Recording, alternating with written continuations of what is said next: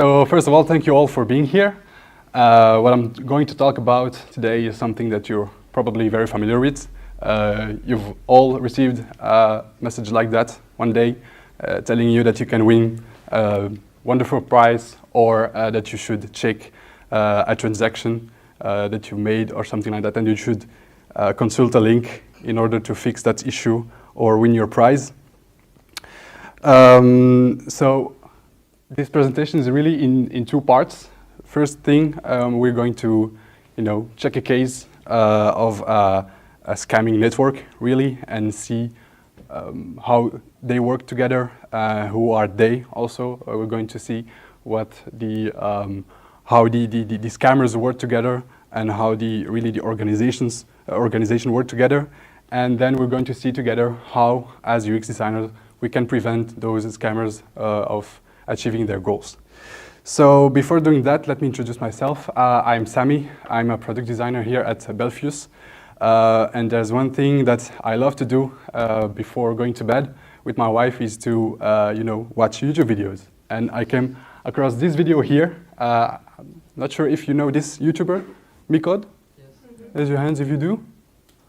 Oh, okay. It's not a lot, so it's okay for me to continue because my presentation is really based on that video right here, and I found it very interesting, to discover what that YouTuber has said in his video, because he really infiltrated an organization of scammers, and with this video you really see how they work together, and it's very interesting to see. So it all started in Paris, 30th of December 2022, so it's not so long ago, and it's not so far away. It's all started with a police control, a normal police control on a Friday evening, and they discovered that the driving woman was under the influence of drugs. So, they just conducted their police control as always, and what they found on the back seat is this device here. It looks like a Wi-Fi router, but the strange thing is that, you see that wire over there, it was linked to something in the trunk. And so they went to the trunk and they saw a big black box like that, and they immediately were like, okay, we have to check what's inside of it. And what they discovered is this. What's the first thing that comes in mind when you see this? It's a bomb, especially in Paris at that moment of the year where terrorists are a very big problem. So they immediately called the mining group to see what this device is. But they discovered very quickly that it's not a bomb. And at that moment, the investigation began. If it's not a bomb, what is it? The woman who was driving the car couldn't give any information. The only thing she could say is, I was paid to drive with that device in my car, and I don't really know any more than this. So some pictures were dropped on Twitter, and that's where the real investigation continued, and they discovered really quickly that this device is an IMSI catcher. What does an IMSI catcher? It intercepts your cell signal, and it acts like a legitimate cell tower. So your device gets connected to that IMSI catcher, and basically you don't even know that you're connected to that catcher, and it can just intercept everything. It can record calls, text messages, data traffic, and you're just doing your thing on your phone, don't even know that it has been recorded. It can even be used by police departments. It can only be used for combating, I think, terrorists attacks, but it's really difficult for them to use. And especially knowing that this device can cost between 30 and 300,000 euro, people are like, okay, who does use this device? And what's the organization behind it? Because if you have a device like this that costs 300,000 euros, you know that it's a big organization, not just like a few people using it or a few scammers. But it was really clear that it was behind those SMS scams. So that's where the investigation began for our YouTuber. He actually took one of those messages and he clicked on the link. And what he saw is a phishing website, of course. But he was not interested in the website, he was interested into the server where it was hosted. So what he did, he took the URL and he looked into the he put it in a platform like this where he could, gather the information of the server. And the first thing he looked for is the host of the server. Why is that important? It's because we have a certain law called DMCA law, and that law is used by authors in order to, ask for a takedown of a website if they see that there are some phishing websites based on their websites or something like that. So it's a really powerful law that you can apply throughout the globe. But the interesting thing about Alex Host is that it is based in Moldova. And the special thing about Moldova is that they're very lenient about that law. And they're aware of that. And so in the offer that you can get at Alex Host, you see that you can get an offshore DMCA in your hosting. So if you host your website in a Moldovan server, you can basically just, bypass that law and just host your website without having any problems.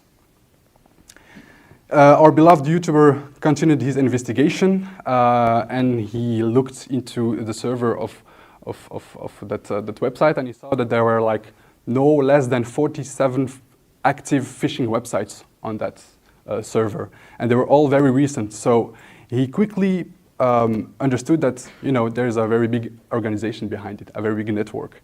But what he also discovered is that there were a lot of .plesk.page files into that server. And why is that interesting? It's because Plesk, it's a server administration tool. Basically, I'm going to keep it very simple, but basically with Plesk, you can, a host can sell this service to its users, and you can deploy a WordPress website in a few clicks. You can deploy easily more than 100 websites, and you see the costs of a server like that, like $3.5 a month, so it's really nothing. And you don't even have to have technical knowledge about deploying websites or things like that. So it's very easy for scammers to use.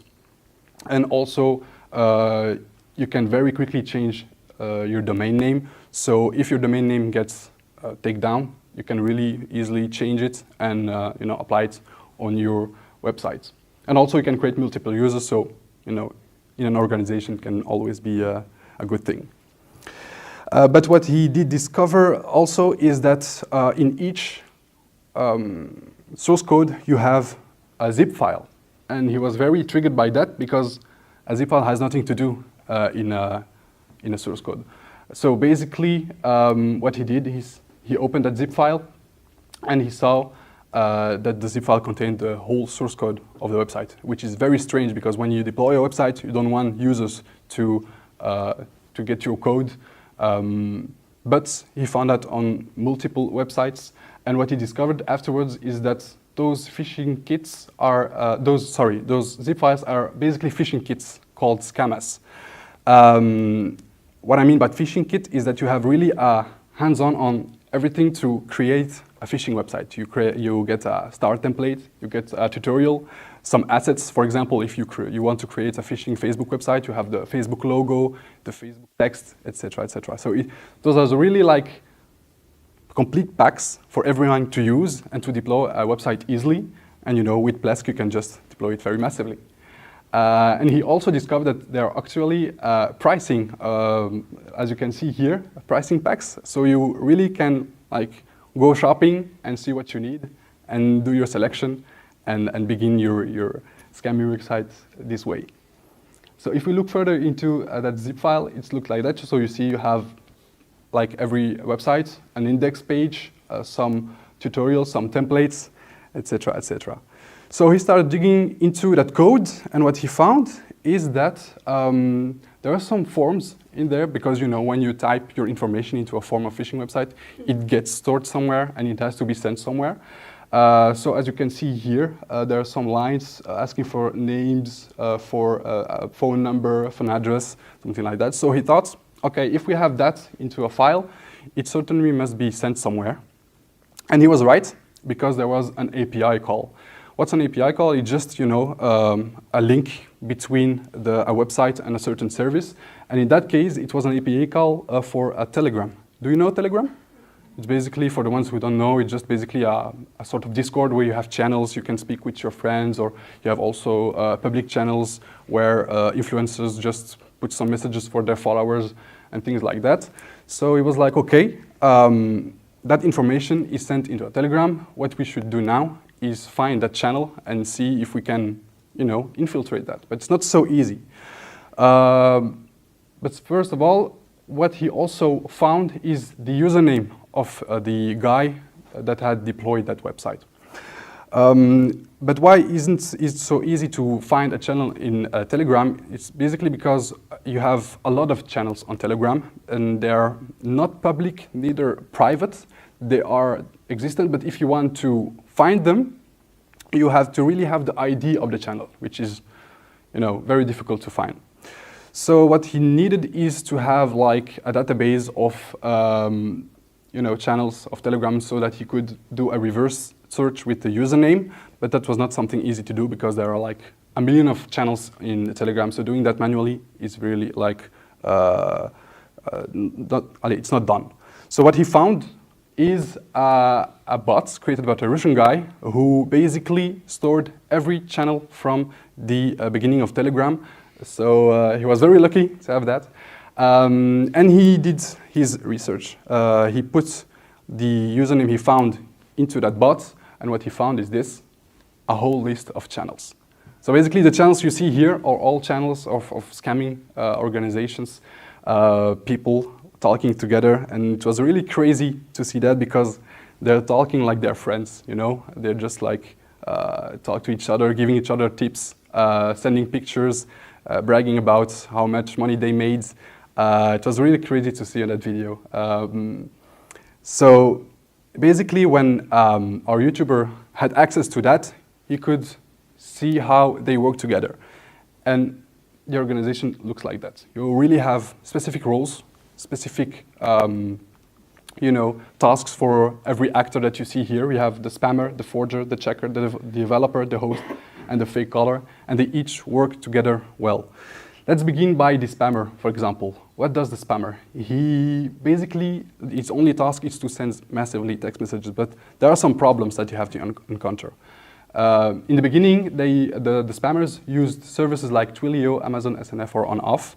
Those are just services that let you, send massively text messages to people, but really quickly they blocked those spammers. So they had to find another solution. So they just switched to classic mobile phones, and they used a sender app on Android, where you easily can create a message, then paste a list of numbers, and then your text message, gets sent to everyone. But there again, very quickly it becomes blocked. I think after 100 SMSs or something like that, it just gets blocked. So they had to find another solution. And their solution was the eSIM Pro. What's the eSIM Pro? The eSIM Pro basically has been created to connect cars together, to exchange information. But it can also be used by big companies to connect their connected objects together. And the advantage with that is that it doesn't get blocked before at least 10,000 text messages. So it's really exactly what they need. And the cost is only 200 euros. The problem with that is, as you may know, when you want to buy a SIM card, you have to prove your identity. And that's the goal of the forger. The forger, his only goal is to create those IDs, to get those IDs, to sell them to the spammers. But it's very difficult to steal an ID, so how do you do that? And they're very smart actually, because, for example, and there's only one example of many, when you are interested into buying a house, the first thing you do is to go, for example, on a website like ImoWeb. You send your email saying that you're interested. The first response that you get is, okay, can you give me your identity, your candidature, send me a copy of your ID. And he basically just, put a fake announce, and he gets like his IDs like that. And he sells them to the spammer for the price of 30 or 40 euros per ID. Then comes the checker. What does the checker? You know, when you want to scam people for a service like Amazon, for example, the best way to do that is to target Amazon clients, of course. And how do you do that? It's very easy, actually. They created a script in order to be able to create accounts. They put a random number into that script, or they just, you know, put a list of random numbers into a list. And the script tries to create an account. If the account exists in Amazon, you get an error, and the error is actually good because you can just put that number into your list. But if an account doesn't exist, then they just pass it and then they check the number afterwards. So that lets the checker create a real complete list of targeted numbers, which is very interesting for the scammers, because you know, when you're a scammer, you don't want to lose time, you don't want to lose money, because it becomes everything very quickly blocked. So you have to be very targeting your users. So that's the goal of the checker. Let's see the developer, but I already talked about that. It's, you know, the scammers that I just explained a few minutes ago. The host also, it's the Alex host that I just showed you. And then we have the fake caller. The fake caller is also very interesting because they basically work like interim people. So when you go into that Telegram channel, you just see like availabilities of those people telling, okay, I'm available a Friday night for a scamming session or something like that. And they get hired by the actual scammers. And you know, scammers are scammers, so what they do is they do a conference because they don't trust each other. So the actual scammer just, you know, follows the conversation, and the fake caller calls the client trying to scam the victim of a certain service, and they split the gains at the end because they have to know, okay, how much has been scammed, and then they just split the gains at the end. So now that you know how an organization like that works, how a network like that works, what can we as UX designers do? But before doing that, we have to identify the problem. Why does SMS scamming work so well? And it's very simple, actually. You see this message right here? Those are actual real messages of real services that are sent. So people are getting those messages, and there are some real ones. So they cannot see the difference between, or it's very difficult for them to see the difference between a scamming text message or a real one. So the first thing I think that we should do is to simply avoid sending messages when you work in a service like that. Try to, you know, don't think as SMS as the first possible thing to do, but prefer in-app messaging, for example. Prefer emails. I know that there are many scamming emails going around, but there are actual more security on those emails than on those SMS that you get. So that would be a preferable solution. Or, you know, just let users select their preferred method, and then when they do that, inform them about the danger behind it. And as I said, yeah, try to educate a maximum. Try to, you know, put messages onto the good places when you have, for example, an onboarding. Or we have here a good example of OVH that has a, you know, a warning message when you log on, saying that, okay, you have to be aware of some phishing websites or SMS that you can get. So try to, you know, target those places where you can inform your users and inform them about dangers. And what you also can do is you can detect the group of vulnerable persons, for example, old people that often get scammed, and maybe add some more security. I know that we are, as UX designer, try to, you know, make a flow fluent. We try to, you know, not block people. We try to make everything easy, but maybe we should, with that group, for example, vulnerable persons, and then maybe block transaction or ask for extra identification or something like that.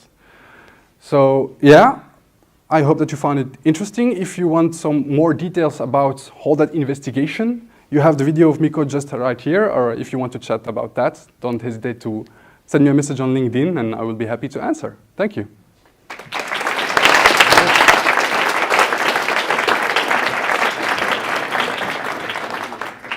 Thank you for that. So next step, we'll kick off with a little bit of a Q&A. So is there anyone with questions for Sammy this evening? Not all together, please. If not, I can kick off. I have a few. All right. So what struck me most about this is something I think we've all experienced, right, in one way, shape, or another.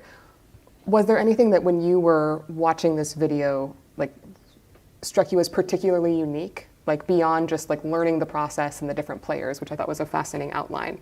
I don't know. Perhaps I'm just shouldn't be so shocked that there's no honor amongst thieves. No, I was but very it sounds shocked. like there's a whole culture around this. Yeah, no, because when you see that video, you see that they're just talking about, like, when you hear them without the context, you think they're just talking about a regular job or something that they love to do or a hobby or something like that. So that's very shocking, actually, to see that, and especially when you see them bragging and being proud of what they did. Like, okay, they're completely disconnected of the world, and it's very shocking to see, actually. And in terms of your point about maybe strategically adding friction into an experience in order to kind of protect potentially vulnerable users or populations, are there any like good examples of that you can think of or point to that's been used in the past, or things that Actually, no, because, as I said, we try to really always have like a fluent experience as UX designers. So I don't think that's something that, people think of blocking someone into something. But I think that there are some manners to, detect, like really weird transactions, something like that. And then especially with a few group of people, I'm not sure if it has been done, but I was like, okay, it's maybe the first thing to do. And then let's block a transaction if we have to block it. It's not maybe the best solution, but it can be one of them before waiting for better security, or I don't know, something like that. For sure. I see a question. Shadi's going to bring a mic over to you so that folks who are joining us via the live stream can hear what you have to say.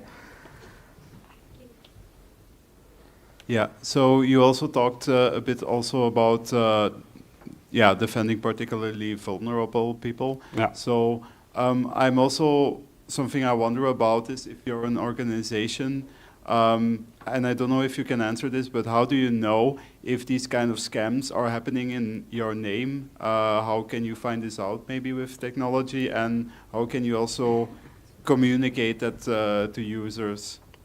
You mean as a victim? How can you know as a victim? No, how can you as an organization that knows that people are scamming in your name, how do you find something like that, and how can you inform people if that is happening?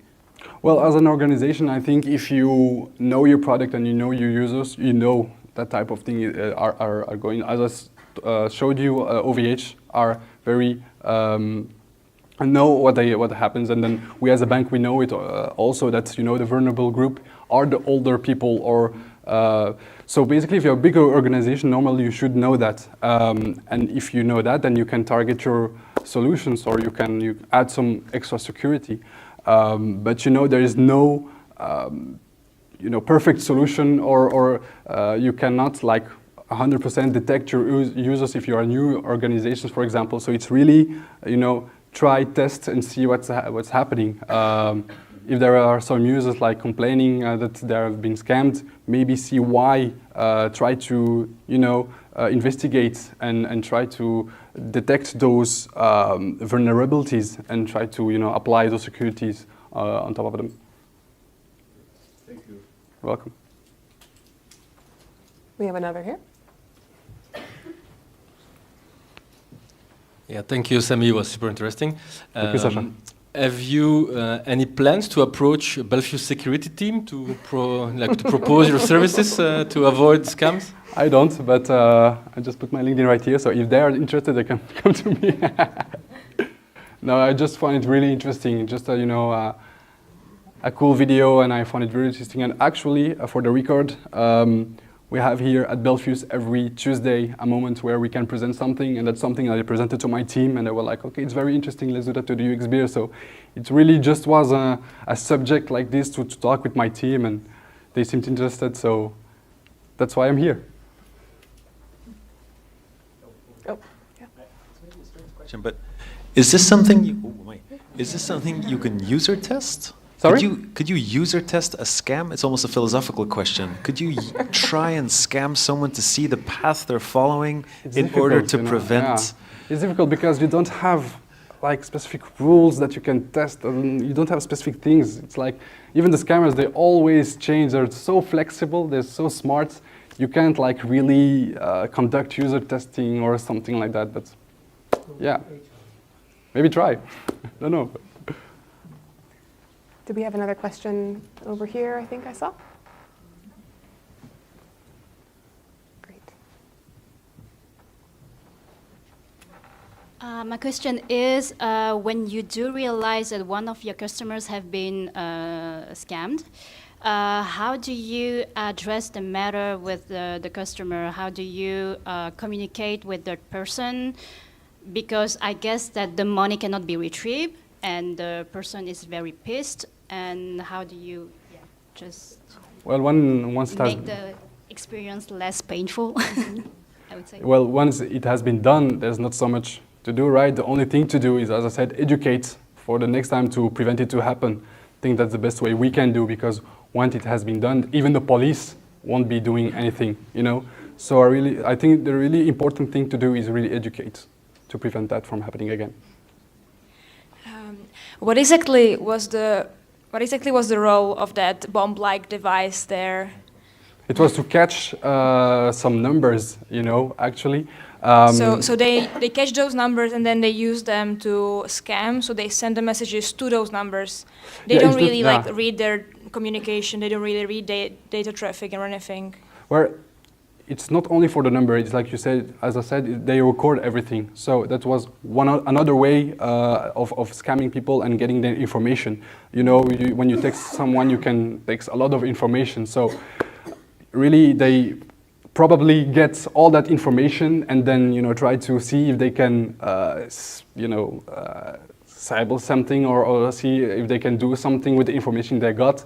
But it's still something that they're searching right now, what they're doing right now, because they thought, okay, we catch that device, so the scamming things are going to, you know, decrease in Paris, but it did the complete, the complete opposite. It increased. So it really is too recent, and they're conducting the research right now. So we don't have a lot of information. I see more questions up here. Yeah. Thank you, Sammy.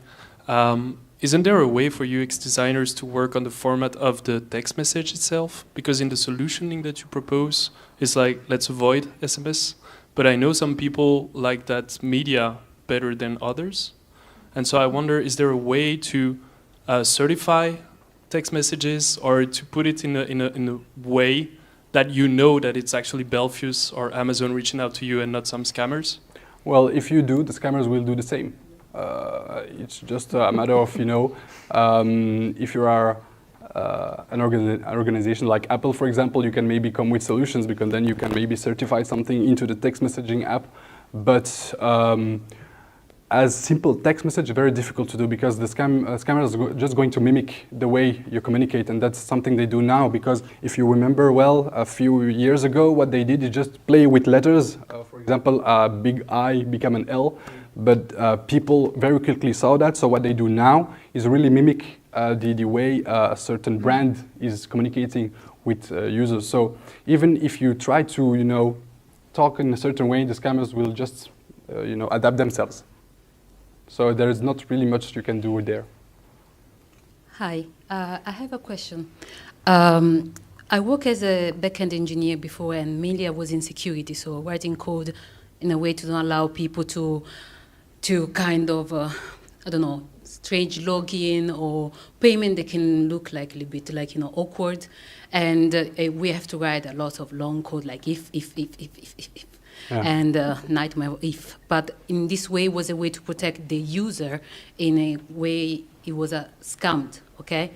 And actually recently, in my case, still using a UK bank account because I'm still waiting for mine, I just made a simple purchase in, apologize for the pronunciation, delayed, and the card didn't allow me to make the payment because they saw there was abroad, but it was very funny because it was not the first time I was making this payment. It was, I think, the fourth time, but somehow they want to check. So they basically stop my payment, and they call me after 5 minutes asking, like, Natasha, where are you? Give me proof who you are. Where are you? How much you spent? And everything. What time you went there? Because they want to check if it was me. And it was like really just 20 euro, nothing like, I was thinking like, oh my God, I mean, thanks that you are so protected with me. It's like a father. But what I'm thinking, like, in the UX design process, where will you decide to put the idea of protect the user? Like, it will be in the user research, on the user testing, is going to be a pop-up message, is going to be a landing page, or when, I don't know, for example, I log in Amazon, and already there's going to be a kind of like little training where you will teach me, like, if you receive this message, it's not us. So user would be prevented to make any error in the future. Okay, leave the old people, they're not gonna never read that, they're gonna just skip. But for people that are more like, they want to spend the time, where, in your case, since you're suggesting this, where you put this kind of this information? You have to put that information at the moment when you have the attention of the user, the full attention. A moment like that can be the onboarding, for example, where someone is installing an app, and then you have that tutorial, and maybe I say maybe just tips, but maybe you can put it there, like, okay, don't forget you have those scamming messages, as you just said. You can inform people like that, because if you don't place your messages on good places, as a user, you're just going to remove that messages. You're not even going to read that. So it's very difficult to do that. Actually, it's not an easy exercise. But that's why I said, like, try to identify those places, and I mentioned also if you can, for example, put it into gamification, where you have the full attention of the user because he's doing something. Maybe that can be a part of the gamification. As you just said, you can make an exercise where they actively have to do something in order to get that information. But you have to know your service very good and see where you have that attention of the users in order to be putting that on the right place. So it would be like more like a user testing, like a test at the end to see if they will have a friendly approach to the, maybe, for example, I will do an example since I'm Amazon addicted. I will buy on Amazon something that say, oh, this is good. And maybe at the end when I pay, and usually they will say you will get the delivery in 2 days, okay? Mm-hmm. And maybe there can be a pop-up message that say, the way we're going to send you the message is in this way. For example. If it's not this way, please don't do anything. Actually contact customer service, you want a confirmation. Exactly. So it would be something, so it would be at the end and not at the beginning. Why not? Okay. You just need that attention, and especially when you get that information of a product that is going to be shipped to you, you have that attention, so you can give that information, and then they're going to know that, because the problem is when you put up a message and you have a lot of information, especially when you're ordering something, you have like a lot of information to your page. So especially if you can like target that message, that attention point, focus point, let's put it there, even if it's at the end, why not? Okay, thank you. I can think of a handful of organizations that, I don't know if we'd say do this quite well, but if there's any fellow Americans in the room, you know that the IRS is always calling you, and it's always scammers, even in Europe if you have a US phone number. And so repeatedly all over their website, all over all of their documentation, they highlight that we will never contact you by phone. Voilà. And if you've ever tried to contact them by phone, that you have to wait at least 2 to 3 hours on hold. So you're never going to have a quick conversation with IRS by phone or by text message. So exactly. Sometimes I would say that's an example of maybe too much friction in the user experience, but it's certainly something that forces folks to be very clear around expectations on what platforms you would reach someone on and how they would reach out to you, similar to the example that you just gave. Yeah. I have a last question. What are your thoughts about teaching users this stuff at the same time when we're learning to just skip past the GDPR warning on every single website? Those two seem conflicting.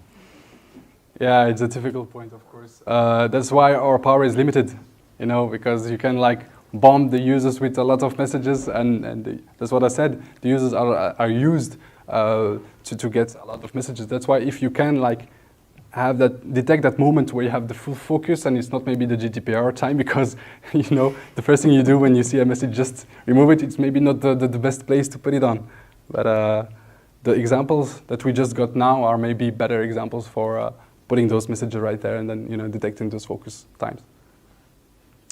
All right. Well, with that, thank you so much. Let's Thank give you one more for round of having me. applause for our first speaker. Thank you very much. Yep.